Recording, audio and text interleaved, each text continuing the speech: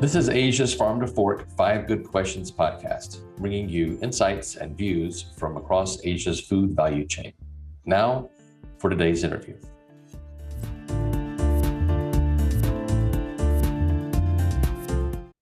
Hi again, everybody. I'm Duke Hip, host of Asia's Farm to Fork Five Good Questions podcast, and we've done it again. We got another great guest with us today to join us for the podcast. We have with us Dr. Anastasia Volkova, and Dr. Volkova is the CEO and co-founder of Regrow Ag. Hi, Anastasia. How are you? So good to be with you guys. I'm doing really well. How are you? All good. All good. Thank you for joining. So we'll again, in the spirit of the five questions, we'll jump right in if you're okay with that. Yeah. Let's do it. Okay. Well, as we get started with the first question, first of all, I think I should say happy birthday. I should say happy birthday. I think I just was doing a little bit of homework before the podcast and want to wish Regrow Ag and the team their very happy birthday. I understand the company recently turned 9 years old, which is a big milestone. Maybe that's a good place to start with our first question. If you can share a little bit about Regrow Ag and the work that you're leading there. I believe doing again that a little bit of homework, the origin story for the company maybe does include some roots in this part of the world, but I'll let you share that.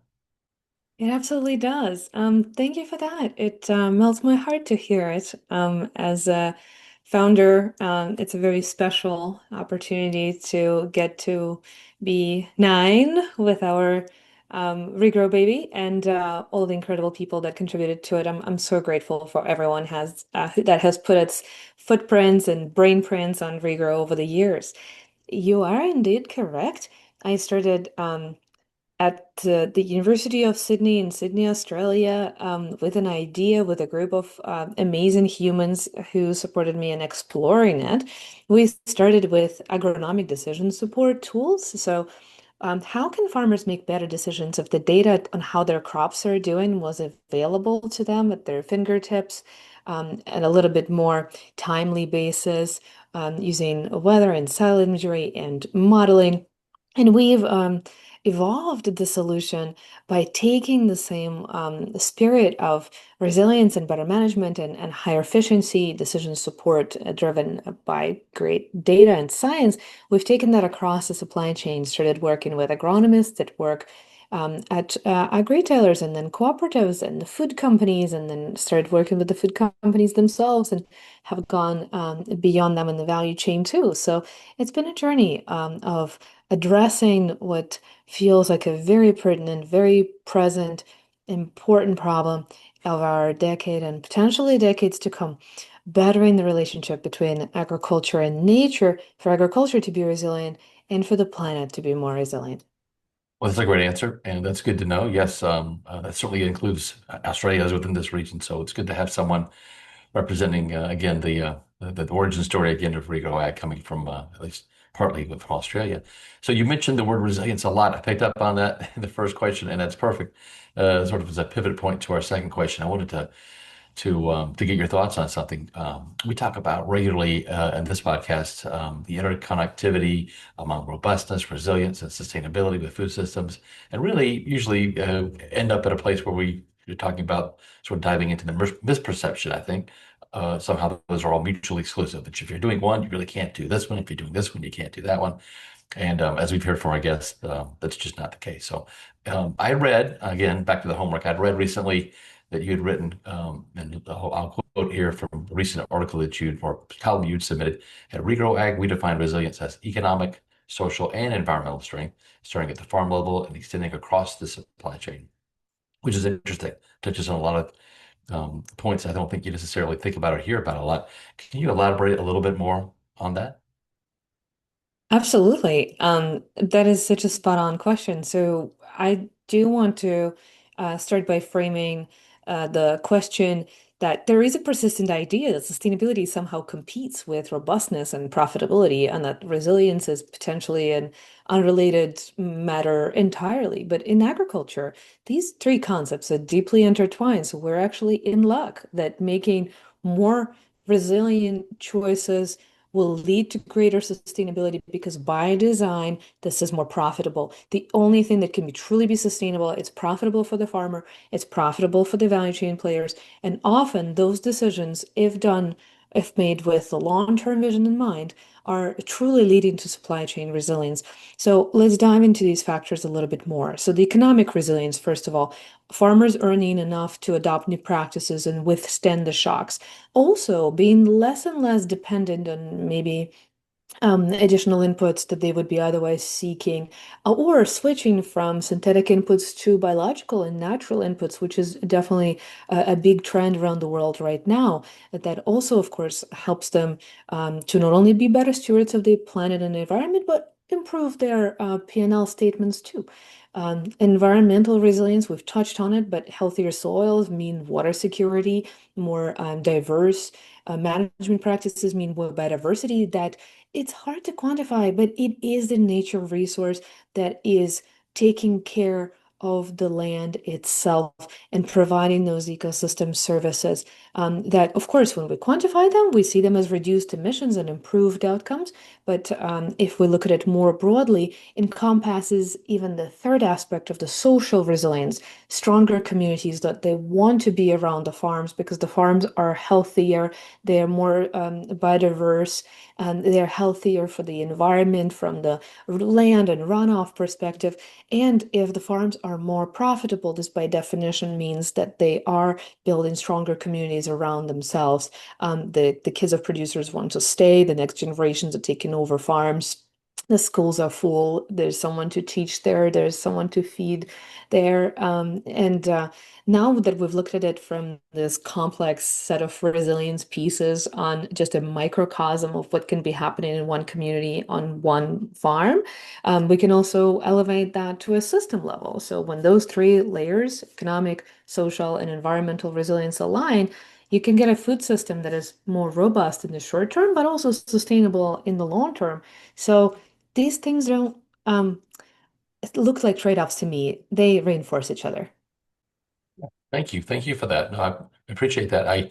Um, one thing as well, we're talking about resilience as well. And before this discussion today, we were talking about, I was mentioning it's raining here, where we're located here in Asia. It's the rainy season, of course. But we also just wrapped up a big discussion around climate change. COP30 was just held, and I wanted to kind of dive into that topic a bit, if you'll indulge me. As you know, maybe you're aware that here in Asia we have more smallholders than anywhere in the world, and of course, a lot of unique challenges come with that distinction as well. And central to that, the road that they're traveling on right now is all about coping with more droughts, more floods, more erratic weather patterns, and it's a critical issue and how they cope with that, and mitigate and adapt in the face of all of that. Of course, they're not the only ones at risk. I noticed recently, referencing early findings from Regrow Ag State of Agriculture Resilience report that was issued, indicating that companies remain deeply concerned also about the short and long-term risks around climate change and what it poses to their supply chains. From where you sit, are companies adequately prepared for the disruption as it is now, where it's heading, and are there steps more than should be taking or are taking? We're covering some great ground here. So, absolutely, when you look at the regions of crop production around the world, the highest concentration of potential climate risk in terms of both the amplitude of the risk increase and the increase in the frequency would be in Asia if our predictions are correct. And likely directionally, they are something that we'll be working with rather than denying. So, assuming this is correct, and then there's a lot of smallholders that work with very small margins that have limited access to additional resources to adopt new practices. We are challenged in a very particular way in the region, and I'm happy to speak more about what I think is happening in the region that's very promising. But let's just stick with this idea that, of course, the companies are very concerned about climate disruptions, and in Asia, that risk is heightened. The climate disruptions in supply chains mean supply chain instability, the variability in quality, increased costs. As you mentioned in the annual report that we do on state of ag resilience, the companies are concerned, but I would say high concern and uneven preparedness together make for an interesting cocktail. So a handful of leaders are invested in climate smart sourcing, measurement and reporting verification technologies to be able to pay farmers for the outcomes, claim them, and also understand where to drive investment. But it's still early days. We're not seeing it absolutely everywhere. In Asia, the particular challenges of the supply chains are its disconnectedness from the ultimate user. So let's look at the rice supply chain, for example. A lot of the rice is produced and processed in the region, then exported. It's hard to trace those very disparate supply chains. They're very complex, more complex possibly than other crop level supply chains. And this means that the accessibility of the market for investment for downstream customers that are experiencing the risk and therefore want to share in the investment with the farmer, or rather provide the farmer with the investment so that the farmer feels like the risk is shared and the burden is shared. If you have a much more fragmented supply chain, it's a lot more challenging to achieve that connectivity with farmers upstream and therefore invest. So of course, what companies should be doing and are doing is measuring their risks and understanding their baseline emissions. Those come hand in hand. So whenever we even speak about emissions, we really mean climate risks as well. Investing directly into farmer resilience where possible, or partnering with supply chain partners, their suppliers effectively, to be able to reach the farmer, to be able to reach the cooperative that will help that farmer. Having localized strategies, believe that that is key. What might work in India might not work in Vietnam or Indonesia or elsewhere in the region. And I think it sometimes is slight tweaks, sometimes it's considerable evolutions of the strategy, but looking at them on a need basis for the local community and really bringing them some learnings, some ideas, but seeing how it lands with them and with the suppliers locally is key to implementation. It has to be partner-centric, farmer-centric.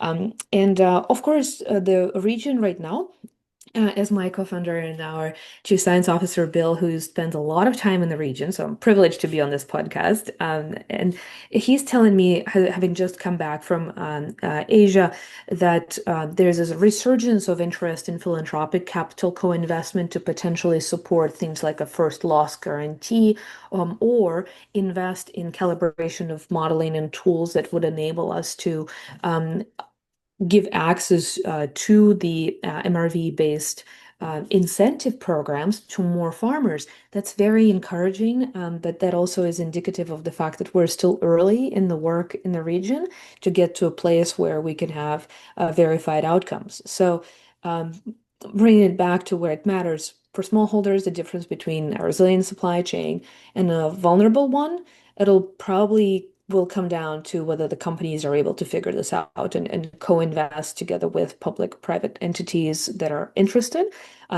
These are multiple paths that we can take. I'm encouraged to see that the NGO community, philanthropic community, private community is seeking a way to align in order to invest to mitigate some of the really dramatic impacts of climate change that could take place in smallholder growing regions. A very thoughtful answer. Thank you for that too. So one of the things you touched on earlier, I think in an earlier question, and just mentioned some of the companies and about like to raise innovation. I talk a lot about innovation on this podcast as well. A lot of it's very exciting, whether it's climate change or food safety or food security or sustainability.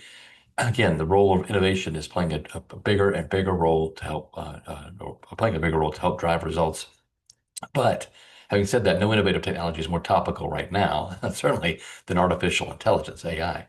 Can you share how Regrow Ag is harnessing AI currently and machine learning technologies to shape, sharpen the work it's leading? I know that there's some things happening there. I'd like to hear what you got to share. Absolutely.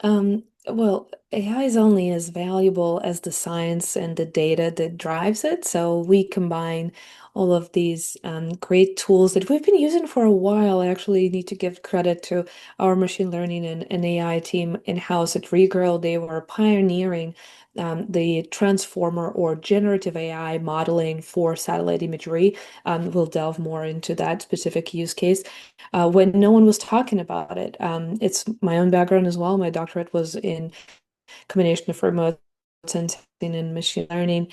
And even to me, it first looked really out there, but they persevered and they launched some of these models, and now Gen AI is everywhere. A couple of years later, after they've done that, it's incredible for me, and I will always give them kudos and shout outs to that profess that they were able to demonstrate. So, what is it that we do with AI?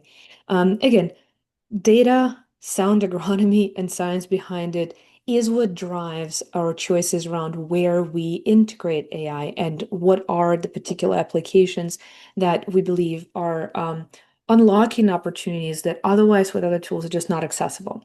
So for everyone who's listening, I just want to share what AI is best at is going from unstructured data to structured data. As humans, we build digital systems that love working with structured data. But a lot of the time, the way we share data, with the way it's generated, the way that it comes out from other systems is very unstructured.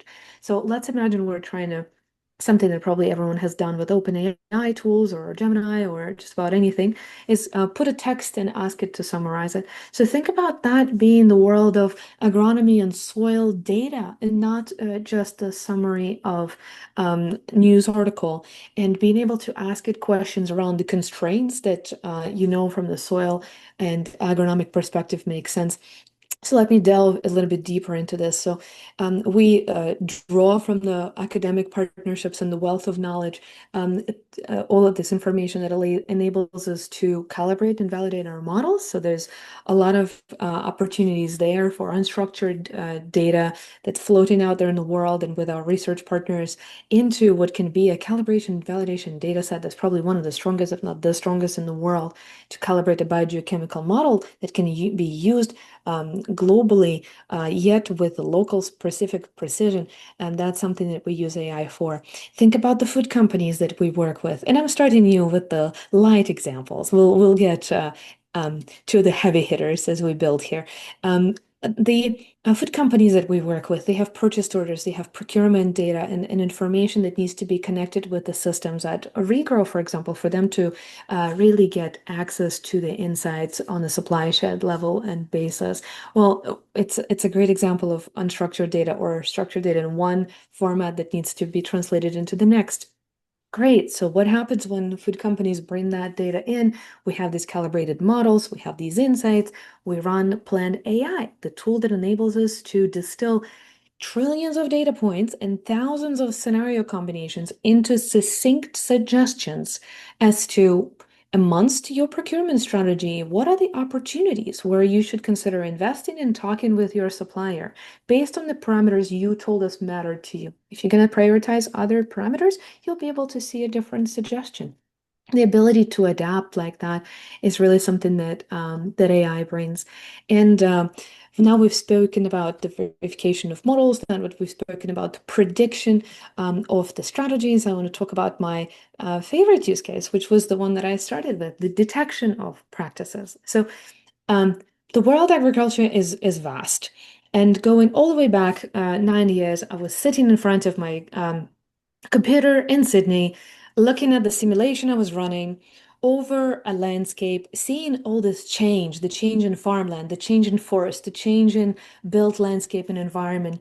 And it occurred to me that what I was staring at was so much more valuable, probably, to the people who managed that land than to just the people I was doing my PhD project kind of for with civil surveillance. I mean, civic safety is, of course, very important, but the opportunity with nature-based solutions was completely unexplored.